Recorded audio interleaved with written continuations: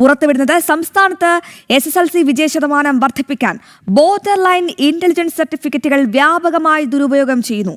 പരീക്ഷ വിജയിക്കില്ല എന്ന് കരുതുന്ന എല്ലാവരെയും പഠന പിന്നോക്കാവസ്ഥയിലുള്ളവരുടെ പട്ടികയിൽ ഉൾപ്പെടുത്തി മറ്റൊരു വിദ്യാർത്ഥിയെ സഹായിയായി വെച്ച 10ാം ക്ലാസ് പരീക്ഷ വിജയിപ്പിക്കുന്നതാണ് ഈ തന്ത്രം.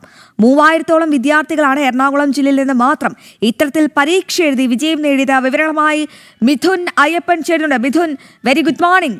തന്ത്രമല്ല, ഇതൊരു കുതന്ത്രമെന്ന് തന്നെ പറയേണ്ടി വരും. കാരണം നമ്മളൊക്കെ പഠിക്കുന്ന കാലത്ത് ഈ ഒട്ടും മാനസികമായും അല്ലെങ്കിൽ ശാരീരികമായി അത്രത്തോളം വൈകല്യമുള്ള കുട്ടികൾക്ക് പകരമാണ് ഒരു കുട്ടിയെ പരീക്ഷ എഴുതാൻ അനുവദിക്കുന്നത്. ഒരു സ്കൂളിൽ ഒരാൾ മാത്രമേ അങ്ങനെയൊക്കെ കാണുള്ളൂ. ഇപ്പോൾ പഠനത്തിൽ പിന്നോക്കാവസ്ഥയിലുള്ള കുട്ടികളെ മുൻപന്തിയിൽ എത്തിക്കാൻ ഒരുപാട് സംവിധാനങ്ങൾ ഏർപ്പെടുത്താൻ കഴിയുന്ന ഒരു കാലഘട്ടത്തിലാണ് ഞാനും മിഥുനും ഒക്കെ ജീവിക്കുന്നത്. ആ കുട്ടികളെ പഠനത്തിൽ മുൻപിലേക്ക് കൊണ്ടുവരാം. പക്ഷേ അവിടെയാണ് ഇത്തരത്തിലുള്ള കുതന്ത്രവുമായി രംഗപ്രവേശം ചെയ്തിരിക്കുന്നത്. എന്താണ് ഈ ഇന്റലിജൻസ്, ഈ ബോർഡർ ലൈൻ ഇന്റലിജൻസ് എന്ന് പറയുന്നത്, സർട്ടിഫിക്കറ്റ് എന്ന് പറയുന്നത്, എങ്ങനെയാണ് ഇതിൽ കൃത്രിമമായി വിജയശതമാനം വർദ്ധിപ്പിക്കുന്നത്?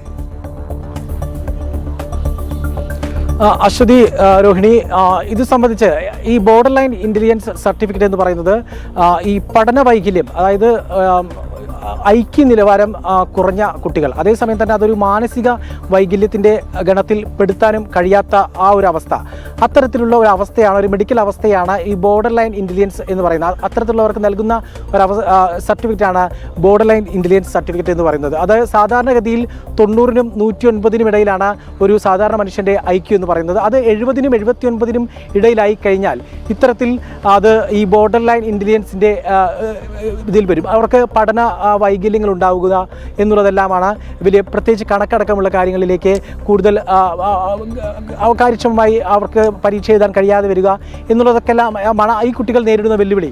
പക്ഷേ ഇത്തരത്തിലുള്ള വെല്ലുവിളി യഥാർത്ഥത്തിൽ നേരിടുന്ന കുട്ടികൾക്ക് നൽകാനുള്ളതാണ്. പക്ഷേ ഇപ്പോൾ 3000-ഓളം കുട്ടികളാണ് എറണാകുളം ജില്ലയിൽ മാത്രം ഈ സർട്ടിഫിക്കറ്റുമായി പരീക്ഷ എഴുതിയിരിക്കുന്നത് എന്നാണ് ഇപ്പോൾ മനസ്സിലാക്കാൻ സാധിക്കുന്നത്. അതായത് പരീക്ഷ ജയിക്കില്ല എന്ന് അധ്യാപകർക്കടക്കം ബോധമുള്ള, ഒരുപക്ഷെ പഠനത്തിൽ പിന്നോക്കം നിൽക്കുന്ന, അതായത് മറ്റുള്ള ഈ വൈകല്യം കൊണ്ടോ അല്ലെങ്കിൽ മറ്റുള്ള ബുദ്ധിമുട്ടുകൾ കൊണ്ടല്ല, പഠനത്തിൽ പുറകിൽ നിൽക്കുന്ന കുട്ടികളെ കൂടി ഏതാണ്ട് 1200-ഓളം രൂപ ഒരു ക്ലിനിക്കൽ സൈക്കാട്രിസ്റ്റിന് നൽകിയാൽ ഇത്തരത്തിലുള്ള സർട്ടിഫിക്കറ്റ് സംഘടിപ്പിക്കാൻ കഴിയുമെന്നാണ് ഇപ്പോൾ ഇതുമായി ബന്ധപ്പെട്ട കേന്ദ്രങ്ങളിൽ നിന്ന് നമ്മളോട് വ്യക്തമാക്കിയിട്ടുള്ളത്.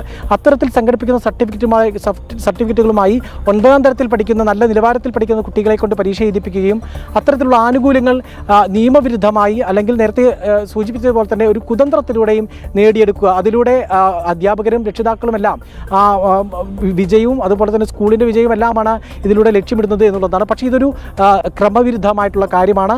ഇത് മറ്റുള്ള വിദ്യാർത്ഥികളെ അടക്കം, അതായത് വലിയ രീതിയിൽ ബുദ്ധിമുട്ടി പഠിച്ച് പാസ്സായി വരുന്ന വിദ്യാർത്ഥികളുടെ കൂടി ശ്രമത്തെ ഇല്ലാതാക്കുന്ന, അവരുടെ കഠിന ശ്രമത്തെ കൂടി റദ്ദ് ചെയ്യുന്ന നടപടിയാണ് ഇത് എന്നുള്ളതാണ്. അതാണ് 3000-ഓളം കുട്ടികൾ കഴിഞ്ഞ ഈ SSLC പരീക്ഷയിൽ എറണാകുളം ജില്ലയിൽ മാത്രം പരീക്ഷ ഇത്തരത്തിൽ എഴുതി എന്നുള്ളതാണ് ഞെട്ടിക്കുന്ന ഒരു കണക്ക് എന്ന് പറയുന്നത്. ഇതൊരു SSLC പരീക്ഷയെ തന്നെ അട്ടിമറിക്കുന്ന നടപടി എന്നുള്ളത് തന്നെയാണ് നമുക്ക് ഇതിൽ നിന്ന് മനസ്സിലാക്കാൻ സാധിക്കുന്നത്.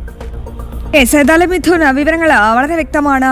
പഠനത്തിൽ പിന്നോക്കം നിൽക്കുന്ന കുട്ടികളിൽ വിജയശതമാനം കൂട്ടാൻ വേണ്ടി ഇത്തരത്തിലുള്ള കുതന്ത്രങ്ങൾ അവസാന സമയത്താണ് പയറ്റുന്നത്. മറിച്ച് ആ കുട്ടികളെ മുൻഗണനയിലേക്ക് കൊണ്ടുവരാൻ, അവരെ കൃത്യമായി പഠിപ്പിക്കാൻ അല്ലെങ്കിൽ അവരെ കൃത്യമായി മോണിറ്റർ ചെയ്യാനുള്ള സംവിധാനമൊന്നും അത് മാത്രമല്ല, ഈ ബോർഡർ ലൈൻ ഇന്റലിജൻസിന്റെ പേരിൽ സർട്ടിഫിക്കറ്റുമായി 3000-ഓളം വിദ്യാർത്ഥികളാണ് പരീക്ഷ എഴുതിയത് എന്ന് പറയുമ്പോൾ തന്നെ നമുക്കറിയാം അത് വലിയൊരു കണക്കാണ്. അതൊക്കെ ഇനി പഠന വിധേയമാക്കേണ്ടുന്ന ഒരു കാര്യം കൂടിയാണ്. എന്തായാലും നമ്മുടെ സംസ്ഥാനത്തെ വിദ്യാഭ്യാസ നിലവാരം വളരെ താഴ്ന്നാണ് എന്നുള്ള പല രീതിയിലുള്ള വിമർശനങ്ങളും ഉയരുന്നുണ്ട്. മറ്റ് സംസ്ഥാനങ്ങളെ അപേക്ഷിച്ച് ഒരു ബിരുദധാരി ഏതെങ്കിലും ഒരു കോമ്പറ്റീറ്റീവ് എക്സാമിന് എത്തുമ്പോൾ കേരളത്തിലെ കുട്ടികൾ പലപ്പോഴും തഴയപ്പെടുന്നതിന് കാരണം നമ്മുടെ വിദ്യാഭ്യാസ നിലവാരത്തിന്റെ ചില അപാകതകളാണ് എന്നുള്ള വിമർശനങ്ങൾ തന്നെയാണ് ഉയരുന്നത്. എന്തായാലും നല്ല വിദ്യാഭ്യാസം നൽകുക, അത് കൃത്യമായി തന്നെ നൽകുക. 3000 കുട്ടികളുടെ ഭാവിയും കൂടി തുലാസിലാക്കിക്കൊണ്ടാണ് ഇത്തരത്തിലുള്ള കൃത്രിമം കാണിക്കുന്നത് എന്ന് കൂടി പറയാതിരിക്കാൻ വയ്യ.